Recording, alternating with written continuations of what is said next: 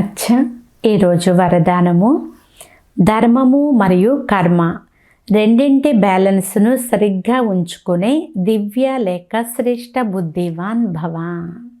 సారాంశము: కర్మ చేసే సమయంలో ధర్మము అనగా ధారణ కూడా సంపూర్ణంగా ఉన్నట్లయితే ధర్మము మరియు కర్మ రెండింటి బ్యాలెన్సు సరిగ్గా ఉంచడం వలన ప్రభావం పెరుగుతుంది. అంతేకాని కర్మ సమాప్తమైన తర్వాత ధారణ స్మృతిలోకి రావడం కాదు. బుద్ధిలో రెండు విషయాల బ్యాలెన్స్ సరిగ్గా ఉంటే అప్పుడు శ్రేష్ట బుద్ధి లేక దివ్య బుద్ధివంతులు అని అంటారు.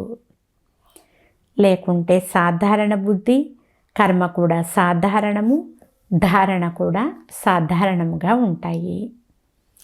కనుక సాధారణతలో సమానతను కాదు, కానీ శ్రేష్టతలో సమానతను తీసుకుని రావాలి.